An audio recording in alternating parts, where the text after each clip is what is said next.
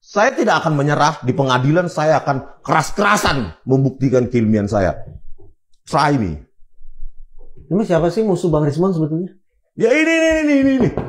Saya ingin menyuarakan ini. Bahwa mereka punya track record memanipulasi. Terus tiba-tiba jadi bersih. Oknum? Ya nggak tahu, ini kepala laboratorium komputer forensik. Mabes Polri, Muhammad Nur Al-Azhar. Kasih kata oknum, kasih kata Muhammad Nur Al-Azhar. Jadi depannya kasih oknum. Kombes, bukan oknum. Itu kepala laboratorium komputer forensik saat itu, 2016. Pangkatnya AKBP, sekarang Kombes. Seharusnya diapakan? Ya di penjara seumur hidup, Nusa Kambangan. Kok enak sekali ya seorang anak manusia dipidana 20 tahun, diotak-atik dengan e-red shop, software gratisan, dikabur-kaburkan. Sehingga menggiring persepsi hakim dan publik. Padahal video CCTV-nya tajam. Ya cukup dong, kalau misalnya mau mempersoalkan siapa tadi namanya?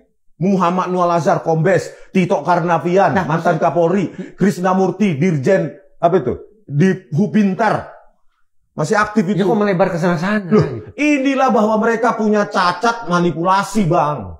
Mereka berutang budi untuk memperbaiki ini, minta maaf sama rakyat. Kepolisian Indonesia, Pak Prabowo, suruh minta maaf kepolisian itu. Kalau minta maaf selesai? Bukan, ya di penjara semua yang terlibat. Ada pertanggungjawabannya. Ada pertanggungjawaban, publik harus tahu ini, Bang. Dan saya harus bersuara. Tapi sebenarnya tidak realistis ya. Kok tidak realistis? Pahlawan kita dulu juga melihat senjata api begini-begini pakai bambu runcing, realistis, Bang. Ini zaman dulu. Loh, zaman sekarang juga lah harus kita gelorakan hal seperti itu. Daripada jadi pengecut, teman-teman saya di kampus, banyak saya ajak setuju sama saya. Tetapi memilih bungkam, pengecut. Takut gak gajian, takut gak dapat tukin, takut nggak dapat serdos, pengecut, ya sudah, ilmumu di situ aja. Pernah tidak sih di teror, di intimidasi orang? Perkiraan saya belum pernah ini, makanya berani galak begini. Maksudnya diancam dibini. Ya, itulah semacam itu. Ya kan 2 kali udah ada di media itu, mobil dirusak, kaca sebelah kiri, sebelah kanan juga, disayat 2 ban sebelah kanan. Itu bagian dari resiko. Lapor ke polisi nggak waktu itu? Berpikir ya. Dijahati orang kok tidak lapor ke polisi, kenapa? Harusnya dilaporkan, tapi saya memilih untuk merahasiakan posisi saya. Karena itu lebih penting daripada posisi itu maksudnya? Lokasi saya. Nah, polisi kan pasti tahu. Siapapun seorang Rismon, ya paling tidak polisi tahu. belum mendeklarasikan secara publik kan. Kalau itu saya laporkan terus jadi berita, posisinya di mana, ininya di mana, itu kan jadi berita publik. Tahu di mana saya. Di era sekarang malah keterbukaan itu adalah kekuatan kita. Menurut saya seperti itu, Bang Rismon. Makanya laporan kepada kepolisian itu penting. Kalau ada apa-apa dengan Bang Rismon, ya kepolisian harus bertanggung jawab lah. Dia sebagai pelindung semua warga negara kan. Iya. Sebagai pelindung pengayom pelayan masyarakatnya harus. Saya katakan tadi itu, Mas Bang. Pada akhirnya kita tetap tidak punya pilihan kan. Dalam situasi tanda petik berbahaya yang beliau hadapi pun tetap harus lapor polisi kan. Iya. Secara normatif seperti itu. Harus dilakukan. Kemana lagi? Dan itu adalah kewajiban kepolisian. Tanggung jawab itu harus dimintakan kepada kepolisian gitu loh. Kalau tidak ada laporan, ya dianggap tidak ada apa-apa. Tidak ada yang membahayakan Bang Rismon seperti itu. Ketika Polda Metro Jaya mengadakan press conference dan mengatakan bahwa menyimpulkan bahwa ijazah asli. No case kan? Laporan TPU-an belum. Ditolak dong? Belum. Kenapa belum? Penyelidikan itu hanya awal dari penyidikan. Dan ini baru penyelidikan? Penyelidikan yang dihentikan. Hanya saja kepolisian ini aneh. Di zamannya Pak Tito, itu Pak Tito mengeluarkan surat edaran 7 tahun 2018 terkait dengan SP2 Lit. Surat pemberhentian penyelidikan. Ini tidak diatur dalam KUHP. Dan ngaco gitu loh. Artinya apa? Tidak ada mekanisme kontrol dan akuntabilitas terkait dengan penyidikan gitu loh.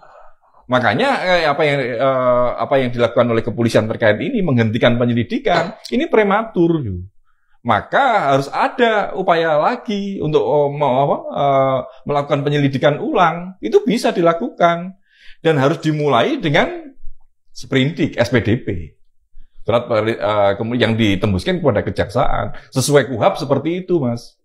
Faktanya di Indonesia Puslapor kan hanya dimiliki oleh Mabes Polri, Mas Bambang. Jadi kalaupun gagasan atau pemikiran Mas Bambang tadi mau direalisasikan, dilakukan uji ulang terhadap apa yang disebut sebagai ijazah itu? Enggak gini. Maksud saya gini, uji ulang ini adalah proses penyelidikannya gitu loh. Tapi kepolisian tidak bisa memutuskan bahwa itu asli atau tidak. Yang disampaikan kemarin pun enggak seperti itu. Identik saja, bukan otentik kan. Seperti itu. Artinya apa? Yang menguji ini biarlah pihak lain. Pengadilan gitu loh. Makanya SPDP itu wajib dilakukan oleh kepolisian. Surat perintah dimulainya penyidikan yang ditembuskan kepada kejaksaan, itulah yang nanti akan menguji. Kalau seperti itu nanti gagal, yang muncul adalah SP3, surat pemberhentian penyidikan, yang seperti itu, Mas. Pengujian itu baru nanti pihak pelapor bisa melakukan pra peradilan bila tidak sesuai. Kalau seperti sekarang kan tidak bisa melakukan apa-apa. Jadi makanya saya bilang, kenapa enggak hakim tertantang untuk memenuhi keinginan publik yang ratusan juta ini, untuk memberikan kesempatan kepada pihak lain menguji. Karena itu, kebenaran ilmiah itu enggak sepihak, enggak absolut. Kalau Anda tidak ada manipulasi dan hasil Anda bisa dipertanggungjawabkan, maka siap dihadapkan di ruang terang untuk diperdebatkan, di-challenge, diuji lagi pihak lain. Hakim harus belajar itu. Bahwa kebenaran absolut tidak dimiliki oleh institusi kepolisian. Kebenaran ilmiah loh ya. Agar hakim mengeluarkan putusan sedemikian rupa, maka proses hukum ini harus berlanjut sampai ke persidangan. Yes. Artinya seorang Rismon Sianipar siap didudukkan di kursi terdakwa. Dan Pak Jokowi membawa bukti-buktinya secara langsung ke pengadilan dan menjelaskan proses akademik yang dilaluinya. Tidak lagi produk digital ya, harus fisik, analog, semua berkasnya yang dari UGM juga dibawa, SMPP 40 juga harus dibawa, dan harus didudukkan dan kita uji bersama. Siap nggak Pak Jokowi?